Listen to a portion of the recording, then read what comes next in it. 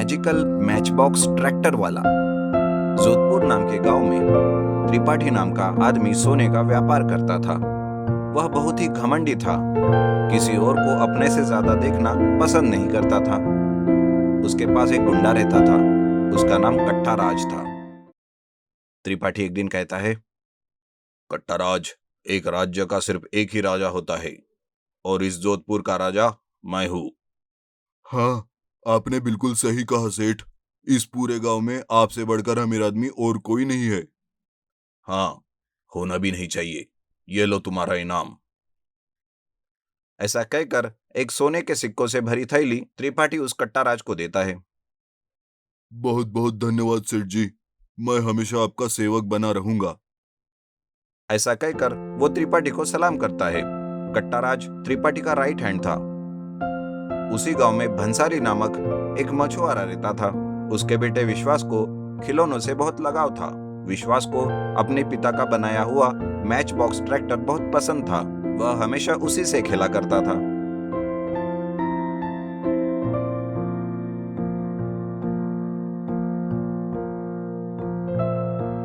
एक दिन जब भंसाली मछलियां पकड़ रहा था तो विश्वास भी वही किनारे पर अपने मैच बॉक्स ट्रैक्टर को लेकर खेल रहा था कि तभी अचानक से उसका मैच बॉक्स ट्रैक्टर तालाब में गिर जाता है। विश्वास रोते हुए कहता है, पिताजी, मेरा ट्रैक्टर पानी में गिर गया। ठीक है बेटा, रो मत, मैं तुम्हारे लिए एक और बना दूंगा। नहीं, मुझे वही चाहिए। अच्छा ठीक है, रुको, पहले मछली पकड़ लेता हूँ, फिर ढूंढ कर दूंगा। ठीक है पिताजी। विश्वास भंसाली के पकड़े हुए मछलियों को देखते किनारे के पास बैठता है। विश्वास को उन मछलियों में एक सुनहरी मछली दिखाई देती है। वो उस सुनहरी मछली को अपने हाथ में लेता है। सुनहरी मछली कहती है, कौन हो आप? मुझे कहाँ लेकर जा रहे हो? बाजार लेकर जा रहे हैं तुम्हें। मुझे बाजार ले जाने के लिए क्या मेरी माँ ने कहा है? तुम्हारी माँ कौन है? वो मछलियों की रानी है। मुझे बाजार ले जाकर क्या करोगे? कोई ना कोई तुम्हें खरीद लेगा और काट कर खा लेगा। क्या काट कर खा लोगे? अगर ये बात मेरी माँ को पता चल गई तो वो तुम लोगों को नहीं छोड़ेगी। तुम्हारी माँ मछलियों की रानी होगी, हम इंसानों की नहीं। प्लीज फ्रेंड, मुझे मेरी माँ के पास छोड़ दो। ठीक है। यह कहकर वह सुनहरी मछली को पानी में छोड़ ही रहा था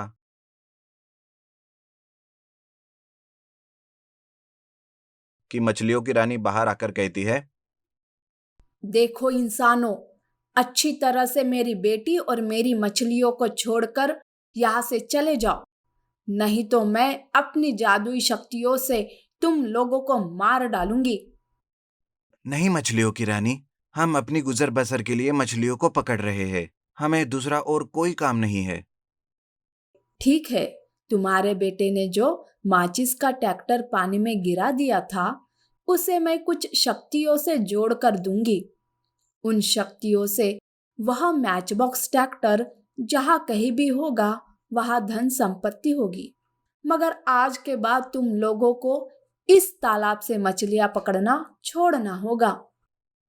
ठीक है मछली रानी। मछली रानी भंसाली को जादुई माचिस का ट्रैक्टर देती है।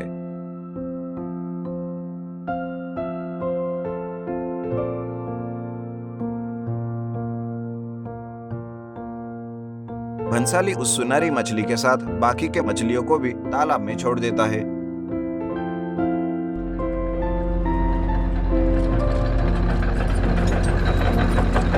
उस मैचिस ट्रैक्टर में बहुत सारी शक्तियां होती है।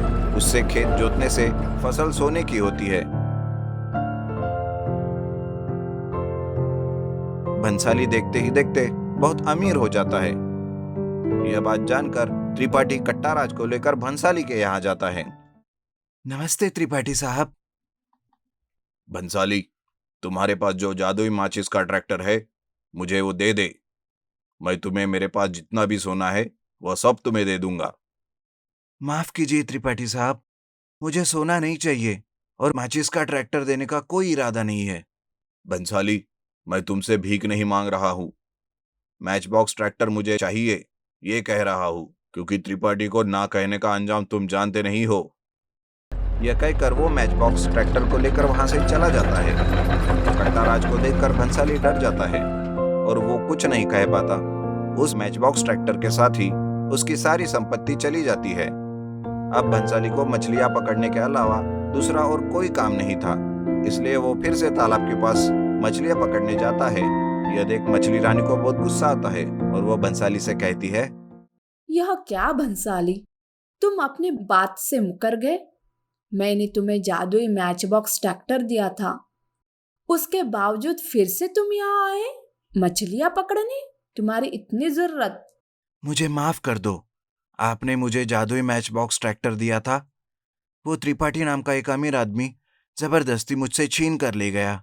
आप ही ने तो कहा था कि ट्रैक्टर जहां कहीं भी होगा वहां संपत्ति होगी।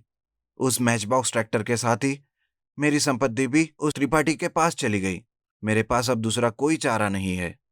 भंसाली, मैं तुम्हें वादा करती हूँ, आज के बाद मैच बॉक्स ट्रैक्टर तुम्हारे घर पर ही रहेगा। अगर तुम्हारे मर्जी के खिलाफ जो कोई भी उसे ले जाना चाहेगा, वह ट्रैक्टर उसे कड़ी सजा देगा। तुम आराम से घर जाओ। मैच बॉक्स ट्रैक्टर तुम्हारे घर आ जाएगा और साथ ही साथ तुम्हारी सारी संपत्ति भी तुम्हारे घर आ जाएगी। धन्यवाद मछली रानी। भंसाली मछली रानी को प्रणाम कर घर वापस चला जाता है। इधर मैच बॉक्स ट्रैक्टर छोटा होकर त्रिपाठी के घर में जाता है और पलंग पर सो रहे त्रिपाठी को नीचे गिरा देता है। त्रिपाठी एकदम से आंखें खोल लेता है और मैच बॉक्स ट्रैक्टर को देखकर घबरा जाता है। वो मैच बॉक्स ट्रैक्टर त्रिपाठी को भगाते हुए भंसाली के घर लाता।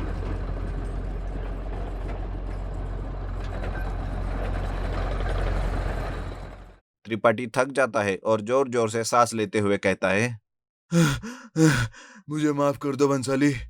मैं यह सोच रहा था कि मुझसे ज्यादा कोई अमीर आदमी ना हो। इसी लालच में मैंने तुमसे ये मैच बॉक्स ट्रैक्टर छीना था। मुझे किसी का भी धन नहीं चाहिए। जो मेरे पास है मैं उसी में खुश हूँ। अब कभी भी मैं दूसरों की संपत्ति का लालच नहीं करूंगा। ऐसा कहकर त्रिपाठी भंसाली से माफी मांगने लगता है। भंसाली कहता है, पश्चाताप से बढ़कर कोई प्रायश्चित नहीं होता। आपको आपकी गलती का एहसास हो गया, यही मेरे लिए काफी है। जादुई कुर्सी। कृष्णापुरम नाम के गांव में रघुराम नाम का एक बूढ़ा आदमी अपनी पत्नी सुचित्रा के साथ रहता था। रघुराम एक मंदिर के बाहर केले का व्यापार करता था। बहुत सारे भक्त जो मंदिर आते थे वो रघुराम के केले लेकर मंदिर में जाते थे। एक आदमी रघुराम के पास आकर कहता है, दादाजी, मुझे 1 दर्जन केले दे देना। आपके पास केले खरीद कर उन केलों को भगवान के पास रखकर जो भी मन्नत मांगता हूँ वो पूरी हो जाएगी। ये मेरा सेंटीमेंट है। रघुराम मुस्कुराते हुए उस आदमी को केले देता है। तभी एक भिखारी रघुराम के पास आता है और कहता है, साहब जी, बहुत भूख लगी है, कृपया करके एक केला दे दीजिए। रघुराम भिखारी को केला दे देता है। ऐसे ही दिन गुजर रहे थे। एक दिन रघुराम बीमार पड़ जाता है। वो गाड़ी के पास भी नहीं जा पाता। घर में खाने के लिए कुछ भी नहीं था। ये देख उसकी पत्नी भगवान की तस्वीर के पास हाथ जोड़कर कहती है, हे भगवान, हमारी उम्र भी हो गई है और घर में खाने के लिए भी कुछ नहीं है। मेरे पति की तबीयत भी ठीक नहीं है। अब मैं क्या करूं? मेरी मदद करो भगवान। कहकर वो रोने लगती है। इतने में दरवाजे पर आहट होती है। दरवाजे पर एक स्वामी जी खड़े थे। अरे स्वामी जी, आइए, अंदर आइए। धन्य भाग हमारे जो आप हमारे घर आए। वो कुर्सी डालकर स्वामी जी को बैठने के लिए कहती है। घर में कुछ खाने के लिए नहीं था सिवाय केलों के। सुचित्रा स्वामी जी को केले देती है। स्वामी जी केले खाकर कहते हैं, केले बिल्कुल तुम पति पत्नी की तरह मीठे हैं। तुम दोनों हमेशा खुश रहो। ये कहकर वो वहां से चले जाते हैं। स्वामी जी चले जाते हैं। स्वामी जी जिस कुर्सी पर बैठे थे, सुचित्रा उनके जाने के बाद उसी कुर्सी पर बैठ जाती है और मन ही मन सोचती है। घर में जो भी केले थे वो मैंने स्वामी जी को दे दिए। अब मुझे बहुत भूख लग रही है। खाने के लिए कुछ होता तो कितना अच्छा होता। सुचित्रा के ये सोचते ही सुचित्रा के सामने तरह तरह के भोजन प्रकट होते हैं। ये देख सुचित्रा आश्चर्यचकित हो जाती है और अरे ये क्या जादू है? मैंने सिर्फ मन में सोचा और मेरे सामने इतनी सारी चीजें प्रकट हो गई। मैं एक बार फिर से सोचती हूँ, हे भगवान, मेरे पति के लिए तरह तरह के फल चाहिए। तुरंत सुचित्रा के पास तरह तरह के फल प्रकट हो जाते हैं। सुचित्रा उस कुर्सी पर से उठकर अपने पति को फल देती है। अरे ये फल कहाँ से लाई? पैसे तो तुम्हारे पास थे नहीं। अरे मैंने सिर्फ भगवान को याद किया और ये प्रकट हो गए। क्या पागल हो गई हो क्या? मन में सोचा और प्रकट हो गए? ऐसा कहीं होता है क्या? सच में देखिए। वो वहां खड़ी होकर मुझे साड़ी चाहिए ऐसा कहती है, लेकिन कुछ नहीं होता।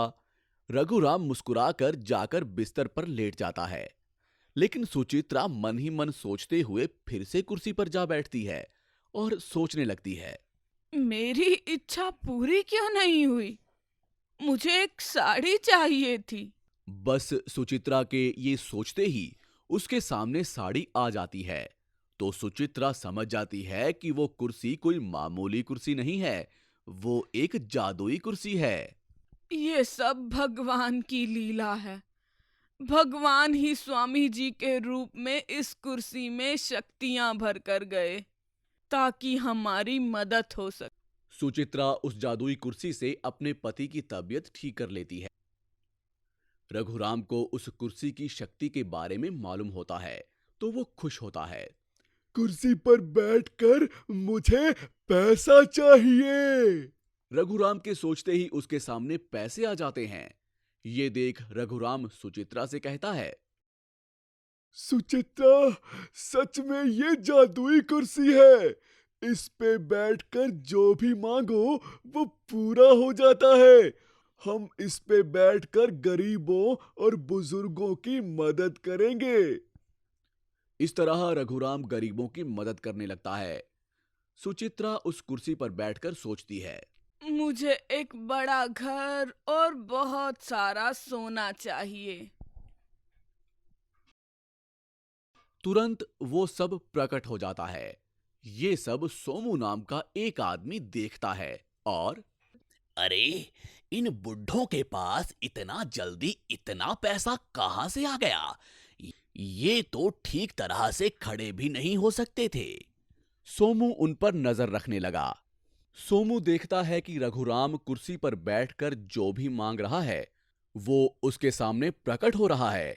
ये सब देख सोमू आश्चर्यचकित हो जाता है। ओहो, ये बूढ़े लोग इस जादुई कुर्सी पर बैठकर अपनी इच्छा प्रकट कर रहे हैं और इस तरह इनकी इच्छाएं पूरी भी हो रही हैं। मुझे भी किसी ना किसी तरह इस कुर्सी पर बैठकर बहुत सारा पैसा और सोना मांगना होगा। एक दिन रघुराम और उसकी पत्नी मंदिर जाते हैं। ये देख सोमू उनके घर में चुपके से आ जाता है और उस कुर्सी पर बैठ जाता है। मुझे बहुत सारा पैसा और सोना चाहिए, वो ऐसा कहता है। बस सोमू के कहते ही कुर्सी जोर से हवा में उड़ने लगती है। अरे बाप रे, बचाओ! अरे कोई मुझे बचाओ! अरे मुझसे गलती हो गई, मुझे मेरी गलती का एहसास है और मुझे नीचे उतारो, मुझे नीचे उतारो। ये कुर्सी सिर्फ उन बुड्ढों के लिए है, मेरे लिए नहीं है। मुझे माफ कर दो, मुझे नीचे उतारो, मुझे नीचे उतारो, प्लीज मुझे नीचे उतारो। इतने में कुर्सी नीचे उतर जाती है। सोमू कुर्सी पर से उतरकर अपनी गलती जानकर कुर्सी से माफी मांगता है और वहां से भाग जाता है। आपको हमारी ये कहानी कैसी लगी हमें कमेंट बॉक्स में ज़रूर बताएं। और यदि आप ऐसी ही और भी कहानियाँ सुनना चाहते हैं तो हमारे चैनल को सब्सक्राइब ज़रूर करें। शुक्रिया।